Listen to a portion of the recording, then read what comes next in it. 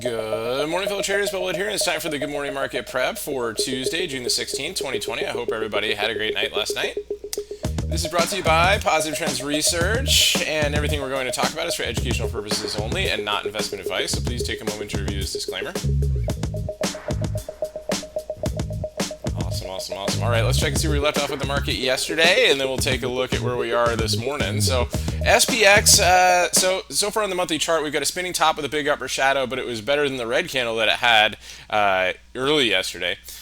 We had a little bit of a push down. This wasn't quite a bearish engulfing candle, but it was close. The real candle, or the candle itself, was engulfing the prior, but you got to get that real body around the prior real body. But anyway, it pushed down a little, gap down below the 30 weekly moving average. It came up yesterday to already form a 114 point range on the week with 1 day into it.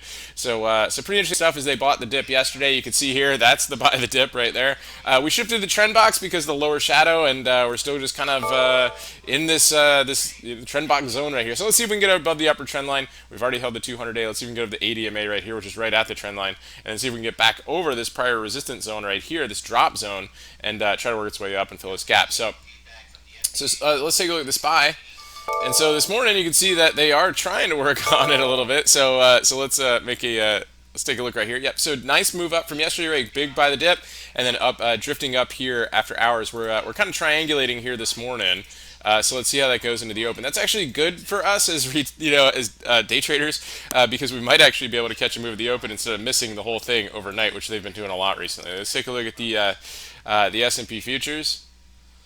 Okay, same thing. Last night, let's see if we get our trend line up here. Yep, last night we drew a trend line here, so we've got this. Okay, so we had more highs after we got off the live stream. Pushed here, ended up dropping down a little bit, so you can see how this trend box zone gave you a drop area right here. Now it's forming a larger trend box, so we'll see how that goes into today. Let's take a look at the MES. There we go. Let's take a look at the MES here. So very, very similar here to the SPY, right? So triangulating here into the open, we could look and see if we're running into any levels. Yeah, so we do have some key levels back here. Big congestion, right, in this 3100. If you guys can believe it, we hit 3100 again overnight. 3100, kind of this area right here. So there's definitely some areas of interest going into today. Let's take a look at the Qs and see how they're behaving this morning. They're behaving according to everything else, according to the other indexes. So basically just triangulating here going into the open. Let's take a look at the IWM. Very, very strong yesterday with the bank strong. These are actually pushing up a little bit higher than everything else. So kind of breaking out a little bit here. Let's see if they can get above 145 and make a push into the open today. So definitely keep an eye on your banks, right? And then again, the airlines have been pretty interesting too to keep an eye on in oil. So oil, we've got OPEC this week and all that stuff. So that should be interesting too. Let's take a look at some of the big names out there. Apple. Okay, working its way up here pre-market. So far, so good. It held its macro trend line on the daily yesterday. Tesla had a huge engulfing day yesterday and already over 1,000 this morning. So it's working its way up nicely right here. You've got a kind of a big level here at this around 1020 area. So let's see how it goes working its way up to there. Piton had a good day yesterday. So let's see if that gets any fall through the upside here. Let's see if we can push above the prior day's highs. And let's take a look at a couple other ones here. Give me 1 second. Let's get this pulled up. Okay, so we've got so WW, that's going to be on the 15 orb radar.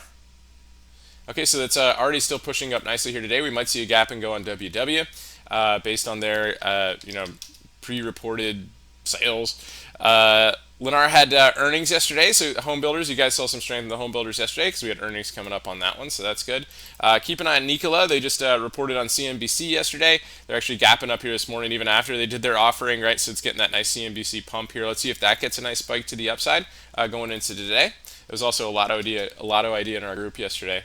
NVIDIA actually had a downgrade this morning, but I don't think it cares. It's still working its way up. And then Intel had an upgrade this morning, as the semiconductors were analyzed by Morgan Stanley today. And it's kind of a little bit choppy here going in today. And then QCOM